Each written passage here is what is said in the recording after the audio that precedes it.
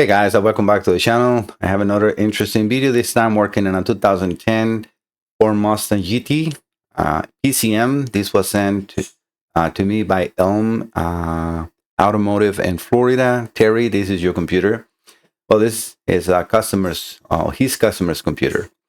I also would like to introduce or tell you all my audience that I'm now fully working for my own, and I'm going to be just taking care of modules and mobile diagnostics modules all across the globe, because I have customers from pretty much every other country, and mobile diagnostics obviously around Virginia, close to Herndon. All right, so that's just a short update on that one.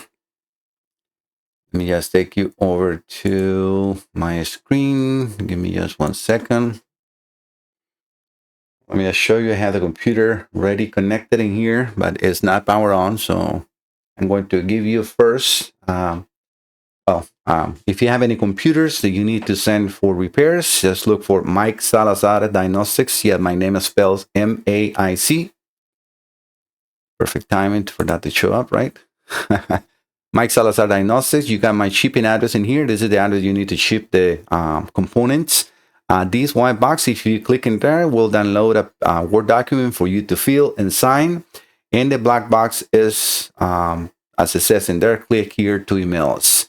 That will open your email browser. You can start having a conversation with me. If you wish to use the chat, please make sure that you leave your email and telephone so I can contact you. Just a short update. This is a full website, so you can have, like it says here, home services, book online. This is also a link for all the videos, so you can see how much work I have done in automotive and also on modules. All right, let's go over to the information first. That's not the correct one. All right, first let's read. I also have removed some of Terry's information in here, so we can just read the note. I'm going to just go briefly. It says, please find and close a Ford PCM with a key business card. We have a record-breaking snowstorm here in Florida. This was in January 27. Yes, that's the time that I got the computer, and it's been here for long just because I asked Terry to send me the instrument closing, and I have it like probably a week ago. And since I also told him I'm going to be working this on my own pace, and you're going to see why when I start reading more of this whole note. But yeah, so this package has been delayed. Backstory. This customer owner drove his 2010 Mustang GT to a local shop for an AC compressor operation. The shop replaced the AC compressor, high pressure switch, HVAC control head. I mean, just name it, right? It looked like they replaced everything. Sent and mailed the PCM to Auto Computers USA. A month later, the PCM returned. They reinstalled it. Told the customer it was ready to pick up. Customer got there and the shop brought the car around. So it drove. It died in the shop parking lot. Yeah, I'm going to tell you the reason the car died is because this computer was butchered. And this is why I like to do these videos, because I know what I'm doing. There is so many other companies in there. They just tell you that, yes, we repair. And all they do is poke around. I mean, whoever was trying to work in this computer is a completely amateur, and they actually desolder and damage so many pads in this computer that they should be responsible for this. But not to me. I'm not, I don't know, making a video for them to pursue that, but that's, I'm repairing the computer.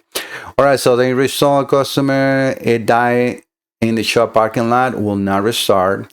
It will just crank and crank, but no start. The shop said the PCM is bad, and I don't know exactly if the customer had paid for the repair of the computer or not, but the shop said, the auto shop, right, said the PCM is bad, and the customer, had to buy one himself. They left him hanging.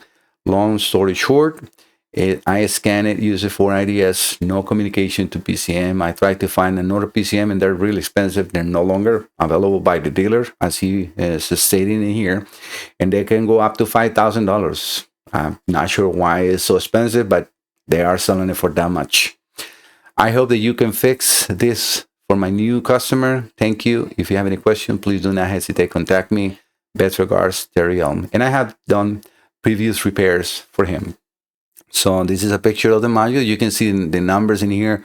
AR38, that is how you start, is, and the ACD is the most expensive of these computers. I also have pictures of, the board. We can see they use a clear silicone to seal it. Boyd F. Temperate, Auto Computers, USA, and then me with the date of when this computer got here.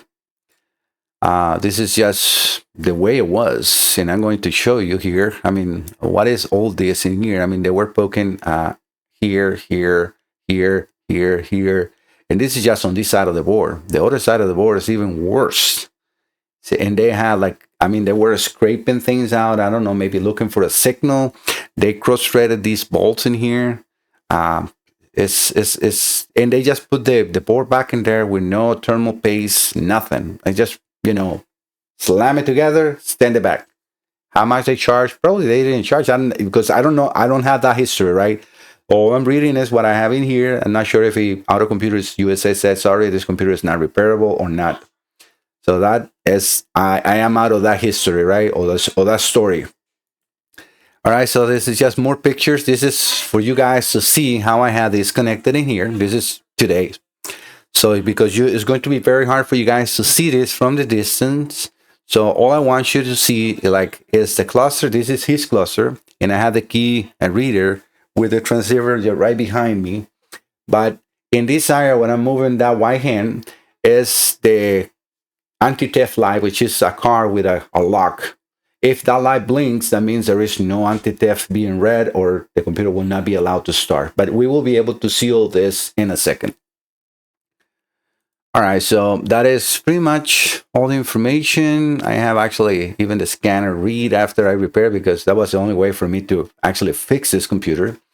This computer was talking and then dying, talking and dying. So I'm like, okay, something is definitely not right here. I need to look into more in here, because it was talking for me like a second, and probably that's what that shop I had. The car ran for, I don't know, to move it around, and then when they park it and the customer came, no longer started again ever. Why? Because of whoever touched this computer did. But what it was before, I don't know about that, so I cannot really go and blame Auto Computers USA, because I don't have the entire story. But yeah, so as I always do, I have gathered the data that I want to show you, and I have it ready here. So very important signals that I always use for this, and that's my notes in here. Now let me take this out, because I have like another one in here that I can use. I always use these little square boxes as the mouse, because in PDF it disappears the hand or the arrow that I have. I also put my own notes in there, so I don't forget that I need to connect, because some of the connections that I have in here, I work for different vehicles. Some they don't have the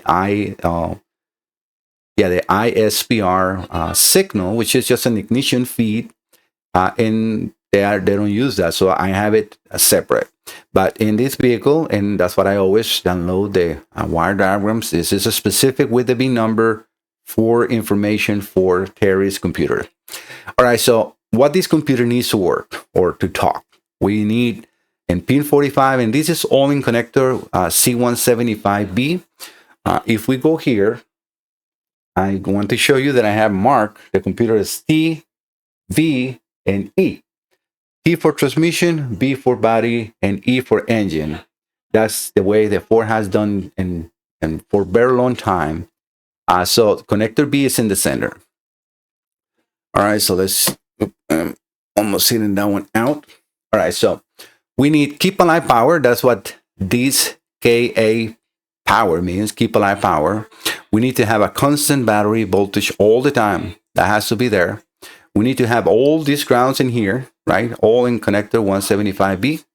We need to have, as soon as you turn the ignition, we need to have power here. If this ignition is not here, the computer will not turn on. Why? Well, because this ignition will tell this computer, I'm commanding you on. Now send a signal to turn these powers on, because if we see here, as it says in here, hot in a star or run, but doesn't tell us much because it's in another diagram. So this is coming from wire diagram 24-1, triangle 8. If I move into that one, so this is that diagram. And 8 is right here. So coming from 3, we were in the diagram 3. This is how you follow the diagram. So we follow up and back. We know that it's coming. That power has to go through a relay. It's called PCM power relay. All right. So who is in charge of this relay activation? So we have a constant power, right? It says hot all the times through a fuse, 21, 30 amp. And it has a splice you see in here, which just that's not only controls and also provides the power for whatever this relay is commanding, which we know is also to command its own. But the ground side command, which is coming on pin 86, is coming from the computer, right? On the same connector, C175B, on pin 37. So when you turn that ignition, the ISPR signal, this should come on. And that was not working. I mean, that was just a portion of what I was now working on Terry's computer. And now it is. It's fully working. And I'm going to show you that. Very important. And this is the reason that I'm also going through these wire diagrams is to show Terry, because I think that he has also problems in the car. This is something, I don't know what the auto shop or could have done, or if this is only just created because of what this Auto Computers USA did. I mean, I have never seen a computer so scratched up and damaged, because I mean, I'm going to tell you, I have to repair internal pads, components that work almost desoldered. I'm not sure if it was because of the way they removed it, right? Because again, it's very hard to remove it from the actual case, or because of the way they were trying to find, the signals and scratch and everything, because these are, very small components, very small solder joints. So if you start poking very hard, I use special brushes. I have a brush that I go around when I'm looking for continuity, because yes, there is no internal wire diagrams for these computers. So you need to find, the signals. And this is where you either buy yourself a computer and then do that, or do what I do, use a brush, a wire brush that you can move around, and that is not going to put pressure, and it's very easy to check for continuity. All right, by going back into the signals in here. So if we see here, let's say, we have no activation on the terminal 86, then it's the computer. If you have, and what I would recommend to do is disconnect the connectors C and E from the computer and just leave the B connected and see if the computer comes on. Because it could be that it's a 5-volt reference, a sensor is shorted, that is shorting the computer, and the computer is not commanding this relay on because something is shorted.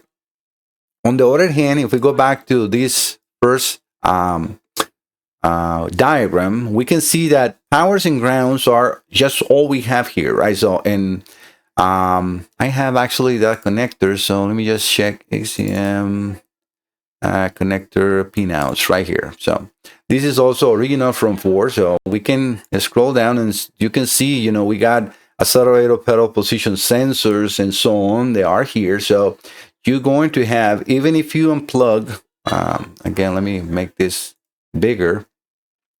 Let's say, you have only connector C175B connected and you still have no signal onto terminal 37 to control that relay. Let's hold on 1 second and see what else is connected here. And the only thing that you really want to check is sensors. Why? Because sensors need 5-volt reference, right? So we are going to disregard the coils and injectors and any loads, because a load can blow a fuse, but it will not make the computer not work. I mean, it can damage a driver internally to the computer. Yes, that can happen, but that will not prevent the computer to come on. Because let's say, how many times you have a car with a dead misfire on cylinder 1, 3, and 5 out of 8 cylinders, and the car still runs, right?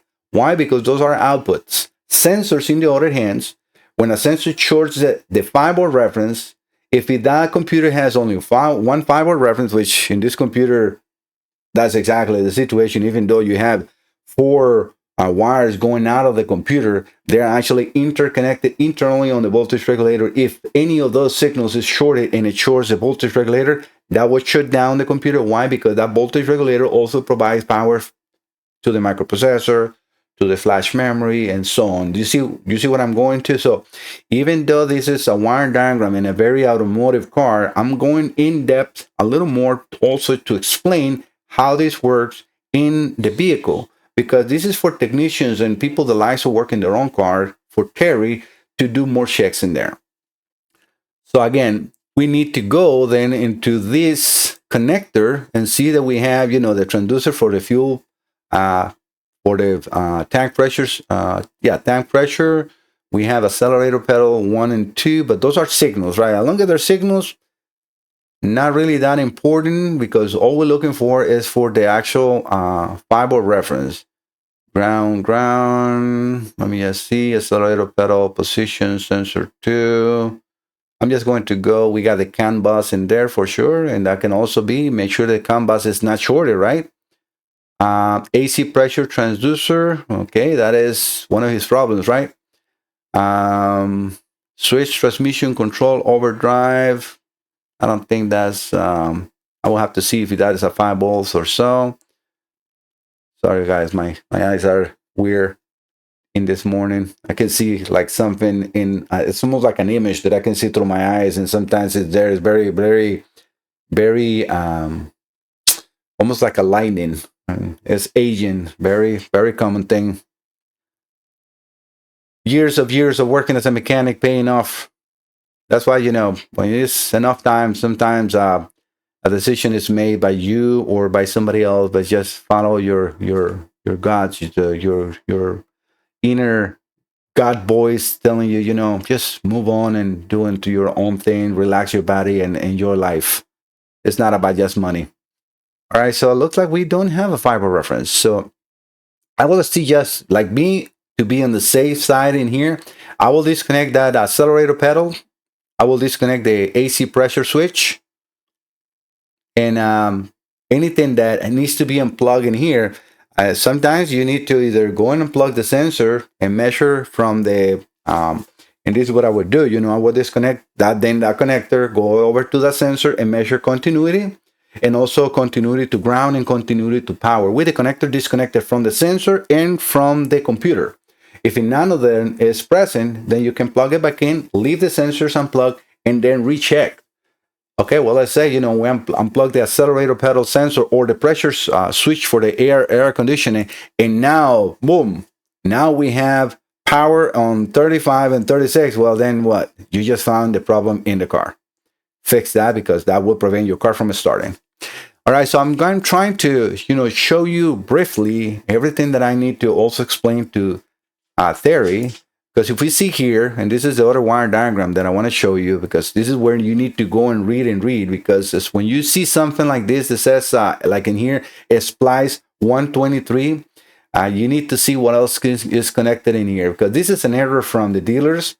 At least in the European cars, when something else is connected, it shows an error here. This is only the only thing that is connected in here, right? So you'll see right here is coming from A. But if we go over into here, well, guess what? This is showing me that we have something else connected into that same 87. It's a different splice, but look, the S125 is here. Was that not the S25? No, S23. So you see what I mean? It's more to it that we need to check, because look, the AC clutch relay is connected to that PCM relay, and it provides the power to the control side of that relay. So things that I would recommend to Terry to check. Again, disconnect T and E, just leave B connected. Power up the put the ignition on, and you can check with a test light. I will even remove the relay, and I will just put a test light to power. And then when you turn the ignition on, this should light up. If it does light up, then you can keep going. And I know that this is exactly what I'm showing you here that is going to come next. All right, so I think it is enough time for me to go here. And now let's put the meter in the scanner, which I have ready to go. I'm going to power all this up, and you're going to see it with the meter and also here. So now I want to show you what I have in here on this test light. So what I did is I am providing this test light, one side connected to battery voltage on the red wire, And then the black wire is connected to terminal on connector 175B, terminal 37, which is the PCM relay control ground side. And it's coming on. So as you see, it's up and running. And we have the 5-volt reference, which is telling us that computer is now completely alive. All right, so let's now connect the scanner. I also have not just the computer, I have the instrument cluster you can see behind me. And that light that I was telling you before is not on. So we will see that in a second. All right, so let me just get into Ford. We're going to do an automatic ID. Sometimes just by looking up, I can just let it go down. It's kind of like a debris inside your eye that you can see. Like I said, it's almost like a C shape in reverse with like a triangle. And it's very hard to see with that in my eyes. Or to keep focus. It's not hard to see, it's hard to keep focus. All right, let's just let this connect. It's going to take a little time because obvious reasons I don't have, the ABS and other modules connected in here that will complete the high-speed CAN, so we don't have all the terminator resistors, and that's why it's just taking a little longer to communicate, but I know that it does establish communication, and it will just not show us the bin, it will show us also the mileage, and this at least on Snap-on. I don't know if I tell you, but this is the SUS Plus from Snap-on, the one I'm using now for communication, especially on Fords. Fords and Toyotas is very, Fords, Nissan, Toyota is very strong. All right, perfect. So we can see here, 516 1048, and this is Terry. Yeah, because I don't think he gave me the bin number. Let me just see if I have it in there. Yeah, no, he didn't. Oh, this is not an entire diagram. No, and the reason I think I have the bin is because I got it from the computer. But yeah, we can see 516 1048. You cannot see it, but I'm actually reading it on my folder. I always forget sometimes to go back and forth, but it's not really necessary. I can actually tell you that is the same bin number that I have in my folder, and that is the bin wherever it's on the cluster, because I cannot. I don't think I can see it right now.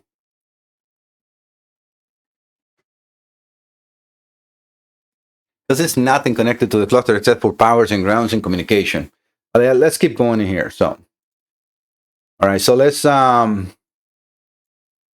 go first into anti-theft paths. I'm not sure why it has a different codes menu. Oop, and that memory codes.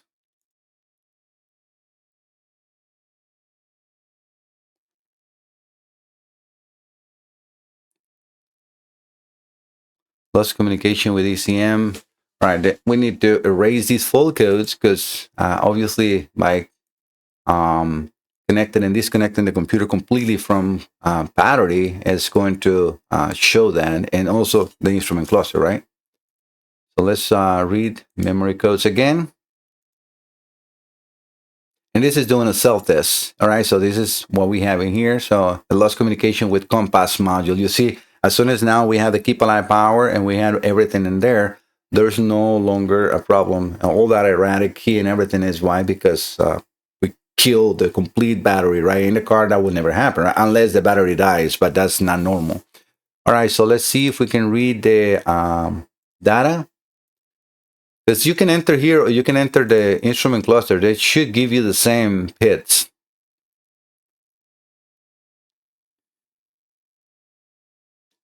All right, so perfect. So we can see numbers of keys stored 3, master key present, and actually I have 2 of the keys in here. Master key present is present. The anti-theft indicator warning is not active, it's inactive. We can see anti-theft lamp control off and off, so that means it's not blinking. PCM verification, okay, yes, excellent. Vehicle enable status, enable. So this car will be able to start as is, no problems with the paths. So all that is good. And let me just go over to the instrument cluster so you can see that I don't know why it's in separate things in there, but it's the same. Right, you see passive anti-theft data is the same that we had before. So you can enter, I don't know why Snap-on has it on 2 different things, because you can see it's exactly same data. And we can go into the instrument panel, and this is where you can just, read the, I don't know, battery voltage or whatever this is in here. Fuel level 100%, model voltage supply 13.7, trip odometer mileage. This is the trip and not the complete mileage. You see the odometer mileage 70,223. Trip odometer 1 9,600 and the other one 41. So these are just the trip recordings, right? But everything is good in here. All right, let's go back to the important one, right? Let's enter the engine computer. So let's read memory codes. If we have no communication, then we cannot enter this. And we should have, a lot of codes because nothing is connected, right? So the only thing I have connected right now is powers and grounds and that test live for the PCM relay. That's it.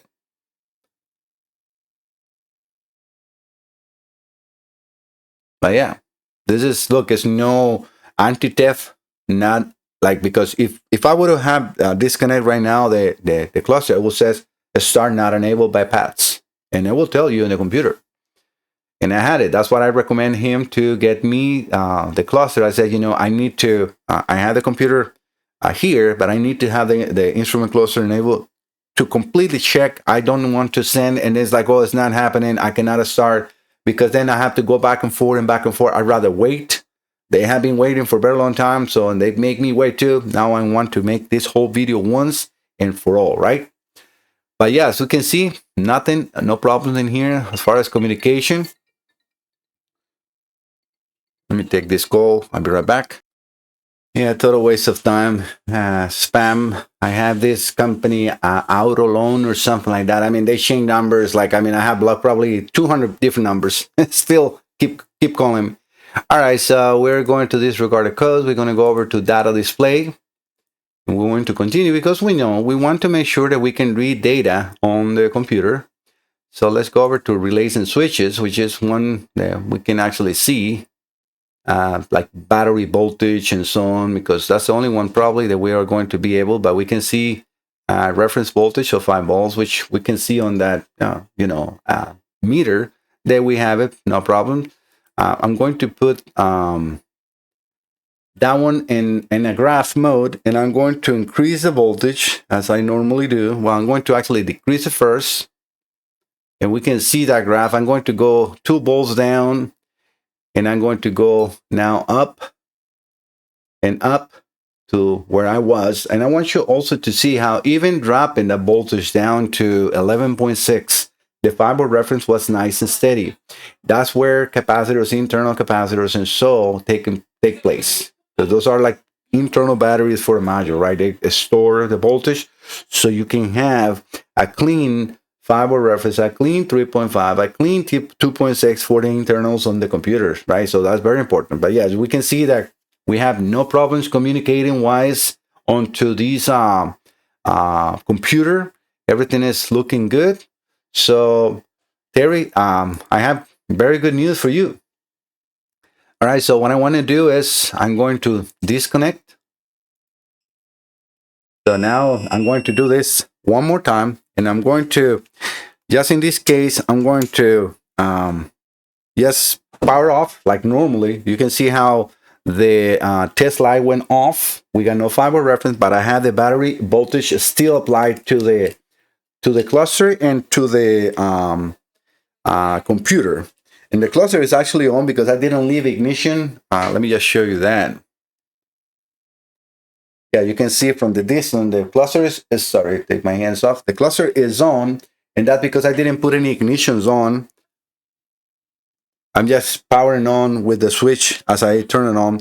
So I'm going to connect the scanner module now, and we can see on the image for the scanner, like if you see the center where the battery is, and it looks like an alligator clip or so, right at the bottom right.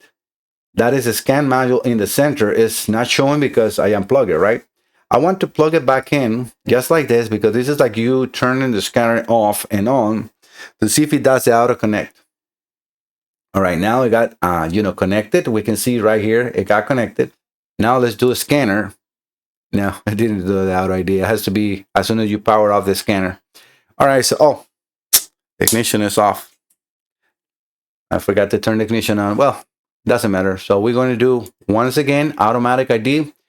Guys, this is just more for Terry than for anybody. So if you guys don't want to keep watching, I understand. There is no more diagnostics in here. All I really want to show is Terry that I can power this off and on multiple times. That is no confusion that this computer is now fully operational.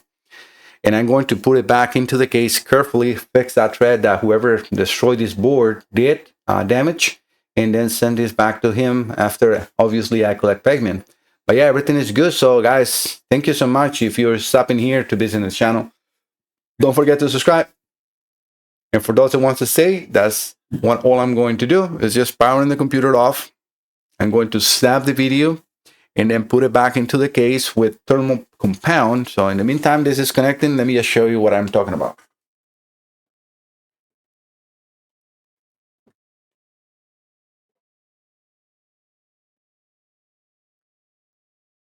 So this is the case of the computer, and this is the thermal compound that I use. It has to be installed.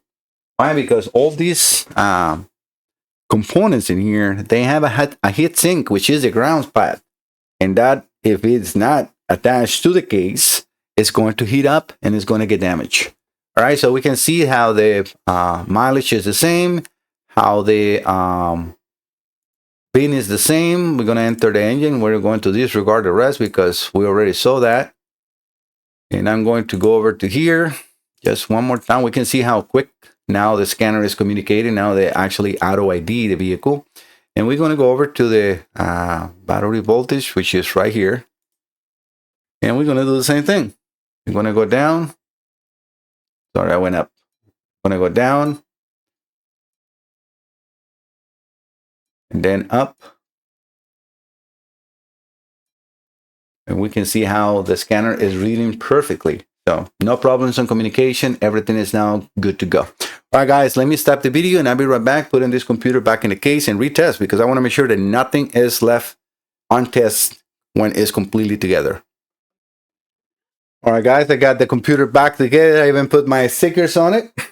And just to show you, you can see the 127 is still showing in there. All right, so everything is off. Let me turn everything back on. We can immediately see the PCM relay coming on. The cluster is on. And we have the 5 reference, which is a good indication that we have everything good. So I'm going to exit from here. I'm going to go back into this main menu. That's very important sometimes, because otherwise I will not establish communication. But we can see this is on. It's reading good battery voltage. Data display. That is already good, because I know that we are, yeah, you see it's very quickly communicating. Excellent. All right, so I'm going to do the same thing with the module supply voltage. I'm going to go down, up, and down back to where it was. And we can see that graph. I like to use the snap one because of that same thing. It gives you a nice 2 different color graph so you can see better from the distance. All right, guys, and Terry, thank you so much for visiting the channel. I think that's all I really want to show here. The computer is now fully operational. They should communicate. Hopefully you don't have any more issues in the vehicle. But if so, just Terry, you know that you have a full support with Mike Salazar Diagnostics. I always try to exactly how much time I take here to show him and all of you that had a Ford Mustang or any vehicle what you can do and check how to read the wire diagrams. This is not just because I want to talk. I'm trying to share my expertise, my knowledge in the easiest way possible with the wire diagrams in here, so you guys can understand more and also start slowly Wow, understanding. Wow, before I couldn't get exactly what he was saying. Now I understand more. And if you're a technician, this is a must. You really want to see this videos 100%. All right, guys, thank you so much for visiting the channel. Don't forget to subscribe. See you next time. If you have any modules for repair, please help my small business, Mike Salazar Diagnostics. See you next time. Bye-bye.